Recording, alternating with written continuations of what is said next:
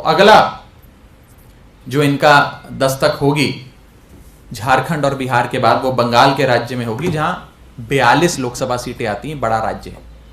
इसके बाद दस्तक दी जाएगी केरला में, जहां पर विजयन साहब मुख्यमंत्री हैं। जब से सीपीएम की वहां सरकार बनी, पिनराई विजयन साहब मुख्यमंत्री बने, तब से उनकी लोकप्रियता बढ़ती जा रही है और आलम कुछ इस कदर है कि केरल में 20 लोकसभा सीटें आती हैं, 20 में से एक भी सीट भाजपा की नहीं है। भाजपा अपना खाता खोलना चाहती है केरल में। खाता खोलने के लिए विजयन साहब को हराना और सीपीएम को केरल में हराना असंभव है, बहुत मुश्किल है, बहुत कठिन है।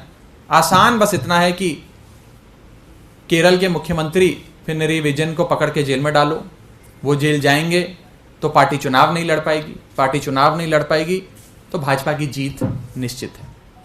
ये 4-5 मुख्य अरेस्ट करने के बाद अगली दस्तक जो भाजपा की एजेंसियां देंगी वो तमिलनाडु में।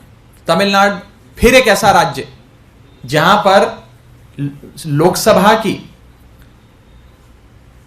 39 यानी कि 39 सीटें आती हैं, बड़ा राज्य है और इन 39 सीटों में से एक भी सीट भाजपा की नहीं है। तमिलनाडु में एक बड़ा राजनीतिक दल जो बीजेपी के साथ अलायंस में था, बीजेपी के साथ गठबंधन में था, AIADMK, वो भी बीजेपी का साथ छोड़ के चला गया।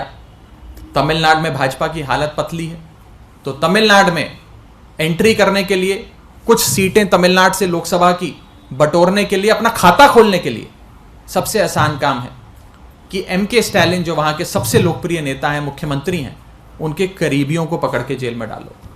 और आप देख ही रहे हैं कि कैसे उनके एक मंत्री सेंथिल को इन्फोर्समेंट डायरेक्टरेट ने पकड़ के जेल में डाल दिया और नेताओं को अब बहुत जल्द पकड़ा जाएगा। और MK स्टालिन को, उनकी पार्टी को कमजोर करो ताकि वो तमिलनाडु में इलेक्शन लड़ने के काबिल ना बचे। उसके बाद अगली दस्तक तेलंगाना में दी जाएगी, जहां पे फिर आने वाले राज्य का चुनाव और आने वाला राष्ट्रीय चुनाव दोनों भाजपा बुरी तरीके से हार रही है और वहां पर BRS पार्टी बहुत मजबूत है। तो BRS पार्टी को दौड़ से हटाने के लिए BRS के शीर्ष नेतृत्व KCR और उनकी बेटा और बेटी को अरेस्ट करने की तैयारियां चल रही हैं। इसी श्रृंखला में आखिरी दस्तक जो दी जाएगी वो महाराष्ट्र में दी जाएगी।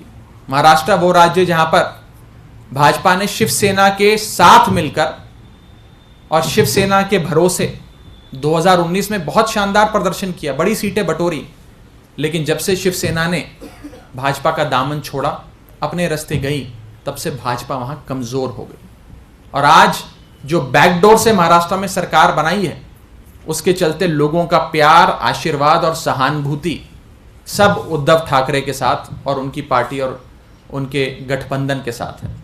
तो अंत में आखिरी शिकार भाजपा का होगा महाराष्ट्र में, जिसमें उद्धव ठाकरे साहब को कमजोर करने के लिए, शरद पवार साहब को कमजोर करने के लिए उनके पार्टी के जो मेन नेता हैं उन्हें पकड़ के जेल में डाला जाएगा।